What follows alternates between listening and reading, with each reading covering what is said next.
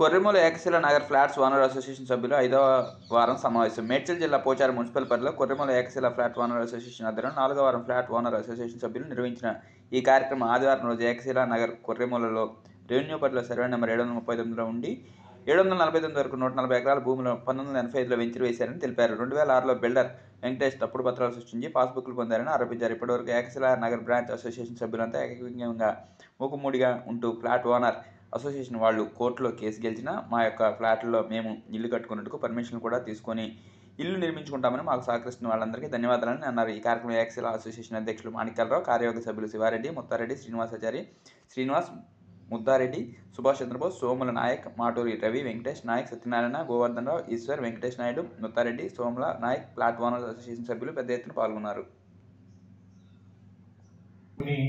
Illegal layouts చేసి innocent people కి అమ్ముతున్నారు అని చెప్పేసి అప్పుడు గవర్నమెంట్ ఆఫ్ ఆంధ్రప్రదేశ్ ఒక 26 బిల్డర్స్ కి నోటీసులు ఇష్యూ చేసి పబ్లిక్ ఒక కాషన్ నోటీస్ పేపర్లు ఇచ్చింది 2006లో. మీరే వెంకటేష్ ఇల్లీగల్ పర్సన్ అని చెప్పేసి మీరే అంటున్నారు. ఈ పర్సన్ వల్ల 2080 మెంబర్స్ సఫర్ అవుతున్నారు. మళ్ళీ మీరే ఆయన కరెక్ట్ అంటున్నారు అంటే సార్ అక్కడ ఏమన్నారు అంటే ఆయన హెచ్ఎండిఏకి క్లారిఫికేషన్ ఇచ్చాడు. కోర్టు నుండి ఆర్డర్ తెచ్చుకున్నాడు ఆ నోటీస్ అగేనెస్ట్ గా.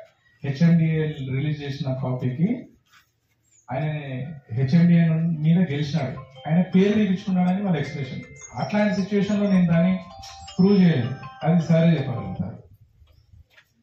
ఇంకొకటి, ఇప్పుడు ఈ వారం డెవలప్మెంట్ ఏంటంటే ఈ వారంలో బై సాటర్డే, వచ్చే సాటర్డే వరకు ఈ వెంచర్ మీద ఒక క్లియర్ ఐడియా ఇస్తారు హెచ్ఎండిఏ వాళ్ళు. ఇది రెసిడెన్షియల్ ప్లాట్స్, ఇంతమందికి ఎల్ఆర్ఎస్ ఉన్నాయి, ఇంతమంది ఓనర్స్ ఉన్నారు అనేది ఒక రిపోర్ట్ ఇస్తారు. దానికోసం వెయిటింగ్ అండి. నెక్స్ట్ తహసీల్దార్ ఆఫీస్ లో వచ్చేసి వెంకటేష్ వచ్చేసి నా ఇల్లు కూల్చేసినప్పుడు నా దాంట్లోకి వస్తుందని చెప్పేసి కూల్చేశారు. ఇప్పుడు అదే వెంకటేష్ వచ్చేసి మళ్ళీ సర్వే చేయమంటున్నాడు. నేను డీసీపీ పద్మజ మేడం కి కంప్లైంట్ చేశాను. వాడు ఇంప్లిమెంట్ తర్వాత వాన్ ఇంప్లిమెంట్ ఎంతవరకు కరెక్ట్, మన ఇంప్లిమెంట్ ఎంతవరకు కరెక్ట్ అంటే దాన్ని పట్టుకొని అదే చూద్దామా, అదే పూచి పెడదామా అంటే మీ ఉద్దేశం ఏంటి? ఇంకా 10 ఏళ్ళు అక్కడ పోదామా? అందుకే అంటున్నా, ఐక్యంగా రండి, పర్మిషన్ ఇస్తారు, ఇల్లు కట్టుకున్నాం. కేసులు పెండింగ్ ఉన్నాయి, కేసులు పెండింగ్ అంటే ఏ కేసు మీద స్టే ఉందండి? వాళ్ళకు పర్మిషన్లు ఇవ్వద్దు, ఈ ప్లాట్ల వాళ్లకు మీరు పర్మిషన్లు ఇవ్వద్దు అని ఏదైనా ఒక ఆర్డర్ ఉన్నదా? ఎవరి దగ్గర ఉంటే చూపెట్టండి. అది వెంకటేష్ ల్యాండ్, దానికి సంబంధించిన మీ దగ్గర ప్లాట్లు మీకుంటే మీ ప్లాట్లకు మీ పర్మిషన్లు ఇవ్వద్దని మనకి స్టే ఉందని చెప్పండి. ఏమీ లేదు, అదే కన్ఫర్మ్ చేసింది మొన్న 2 months 1 month క్రితం మన గ్రామ పంచాయతీ అథారిటీ. ప్లాట్లు ఉన్నాయి, వానికి ఎలాంటి రైట్ లేదని చెప్పింది. ఇంతకన్నా ఎక్కువ ఏం కావాలి?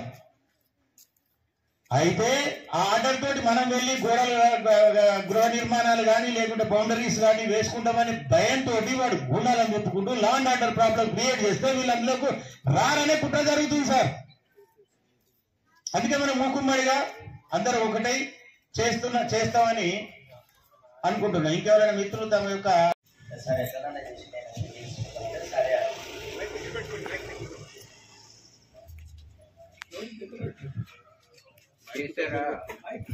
చెప్పండి అదే అని చెప్పేసి మొన్న క్లీన్ చేయడం అయితే జరిగింది నా ప్లాట్. ధన్యవాదాలు. కొంచెం యాక్టివిటీ చేస్తే కొంచెం బాగుంటుందేమో. ఆయన దగ్గర మనం కోఆపరేట్ చేస్తలేడు కదా సార్ అయినా నాకు కొంచెం అనిపించింది. వాళ్ళు వస్తే పర్వాలేదు కానీ మీరు వెళ్ళొద్దు, వెళ్తే డిస్టర్బ్ అవుతుంది. ప్లాట్ ఓనర్స్ పోనీకి ఆప్షన్ లేదంట, వాళ్ళ జీతాలు కాబట్టి వాళ్ళు వెళ్ళొచ్చు అనే ఉద్దేశం మీద వాళ్ళు అట్లా అన్నారన్నమాట. అందుకని మనం క్లీన్ చేసినాము. కాకపోతే ఏంటంటే ప్రతి వారం వచ్చేదానికన్నా ఒక 10 మంది నుండి యాక్టివిటీ చేస్తే బాగుంటుందేమో అని నా ఉద్దేశం. ఇప్పుడు వాళ్ళు గుండాలని బట్టి ఈ ప్రయత్నం చేస్తున్నారు. గుండాలు ఎప్పుడు వస్తున్నారు? ఇద్దరు ఒకరు కనిపిస్తే వాళ్ళు వస్తారు. అందరూ ప్లాట్ ఓనర్లు అందరూ వాళ్ళ పొజిషన్ ని ఎంజాయ్ చేస్తే చక్కగా అంటే అందరూ సరైన విధానంలో ప్రాపర్టీని ఎంజాయ్ చేస్తే అంటే క్లీన్ చేసుకుని లైట్లు పెట్టుకుని గోడ వాళ్ళు కట్టుకుని అది జరిగితే వెంచర్ నీట్ గా కనిపిస్తుంది, వెంచర్ ఒక వెంచర్ లాగా కనిపిస్తుంది. అప్పుడు ఏ అథారిటీకైనా ఏ కోర్టుకైనా వాళ్ళకి అర్థమవుతుంది ఇక్కడ డిస్ప్యూట్ లేదు, ఇక్కడ వెంచర్ ఉంది, అక్కడ ఎంజాయ్మెంట్ ఉంది పీపుల్ది, ఈయనదే ఏం లేదని ఒక ఏ అథారిటీకైనా అదే క్లారిటీ వస్తుంది. అంటే నేనేం చెప్పాల్సిన అంటే తమరందరితో తమరందరూ యూనిటీగా వస్తే ఆ ప్రాపర్టీస్ ని తమరు సహి అంటే ప్రాపర్ వేగా యూటిలైజ్ చేసుకుంటే, దాన్ని ప్రాపర్ వేగా ఎంజాయ్ చేస్తే కానీ ఈ డిస్ప్యూట్ ఎండ్ కాదు. అందరూ ఏకత్వంగా రావాలి.